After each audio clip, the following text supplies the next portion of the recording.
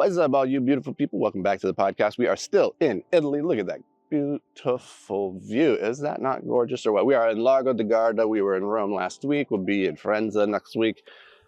And I just want to take you on a beautiful little morning country walk with me right next to the vineyard. Gorgeous. If you're in your 20s, if you're a young buck, a young lass, and you're watching videos like this from people who are further along the journey than you, kudos. Good for you, first of all, because you are so much ahead of the game than I was at your age. I wasn't watching this stuff. I wasn't reading books. I wasn't trying to move and grow towards my greatness. I wasn't thinking about those things. I was just out there trying to live life on my terms and have fun. But if you're watching this, if you're younger, and even if you're not younger, if you're a little bit older, but you're still striving towards your greatness and you're not quite there yet, and you can feel it, you're like, I'm moving in the right direction. I'm on the path, but I haven't hit my goals yet. Oh, I just got a text message from Jamie through my headphones. It startled the crap out of me because it came in really loudly. I got these new Ray-Ban Metas, by the way. They are the coolest toy I've ever purchased. I'll do another podcast on that in just a second, so stay tuned for that. But just wanted to, in case you were watching, you're like, why did Anthony just jump like somebody jumped out of a tree at him? Like, scared the crap out of me. Anyhow, so if you're not where you want to be in life, or you're a young buck and you're coming up and you're like, how do I get ahead in this game? Here's just 3 simple things I want you to consider. I would propose to you that might help you accelerate your progress towards your goal. Number 1, stop dating. Stop dating. When you're young, you're full of hormones. Seems like the most important thing in the world to go and find your soulmate. Let me just tell you this, is that I didn't find my partner, Jamie. We've been together for 6-7 years now. So I was like 33 years old. Before that, I was dating. I thought I'd found my soulmate, fiance, all that stuff. She broke my heart, all that stuff, right? I lived that. I've been there. And in hindsight, I don't have much to show for that time and energy, except for a lot of money, a lot of time, a lot of energy wasted. So that's not to say that there's not benefit in dating when you're young, but what I would encourage you to consider is that you're probably not going to find your soulmate when you're young. And the reason for that is because you're still in a process of exploration and growth and trying to determine who you are and who you're going to be in the world.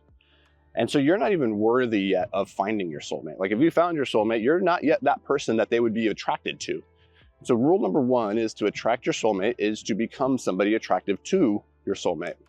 So spend this time working on yourself and less time worrying about finding a partner, about spending your life alone. I promise you, when the time is right, when the student is ready, the teacher appears. And the same in relationships. When you are ready, when you are worthy of a great partner, your great partner will appear. Number 2 is stop drinking alcohol. This is a really controversial topic these days, and I don't understand quite why that is. But people defend drinking alcohol with their friends and social occasions so vehemently, as though it was a basic human right and that you are a weirdo, a boring person if you look at alcohol consumption and look at it objectively, which is to say, alcohol is a poison. It's a toxin. It's not doing your body any benefits, both in the short-term moment or in the long term. But not only that, it's like bad on your wallet. It's a bad use of your time. Not only does it cost you the night that you're drinking, it also costs you the next day as you're recovering, and you can do that a whole lot faster when you're young. I get it. And I also understand fully that you're probably not going to give up these things all at once, because there's a lot of social pressure for you to still go be part of your tribe and do the drinking and like all that stuff. I totally get it. I'm just telling you, the sooner you can come to this conclusion on your own and start eliminating some of these things so you can focus on yourself and focus on your growth, the faster that you're going to do that. And I cut out drinking a couple years ago, and honestly, I just don't, at this point, having drank a whole lot in my life, I just don't see the rationale behind it anymore. And the more I'm away from alcohol and the more I hear people try to defend it, the more I hear things that make me go, sounds like a crutch. Even if that's, hey, I drink once a week with my friends and it helps me get a more full experience and it helps me get more uninhibited and helps me get a better experience with my bros, like all that stuff. And all I hear is, sounds like a crutch. Wouldn't it be amazing if you could just have those feelings all the time? Wouldn't it be amazing if you could just work on yourself and be able to generate that at the snap of a finger? Because you surely could, right? Like your biology, psychology are so directly linked. If you could just connect those two, you'd be fine. You could get that to that place. And so That's what I wonder is, are we using alcohol as a crutch to become our best version of ourselves rather than just trying to go and become the best version of ourselves? All right, number three, third thing I would recommend if you're a young buck and you're trying to get ahead is go get a roommate. Go get some roommates.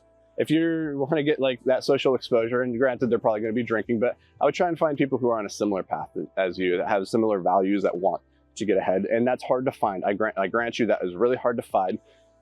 But it is one of the reasons I think that college can be advantageous, is that in a way it's a self-selected group of people who are somewhat serious about what they're doing. Not all the time, and there's a whole lot of people who are just wasting time and energy in college. And so that's not a good blanket statement, but generally if you're trying to get around a social group of people who are interested in getting ahead in life, like that's not a terrible way to do so. So those are my three pieces of advice. One last thing on the roommate thing. You're gonna save so much more money. And in the beginning, you need all the money you can get, all the money to be able to pour back into yourself, into your personal growth and your development. That's why we're trying to cut out the alcohol. That's why we're not dating. That's why we're getting our roommates. We're trying to cut our expenses as much as possible so we can afford to pour as much into us as humanly possible. So that's going to do it for me. See you guys in the next episode. Until then, ciao, bella.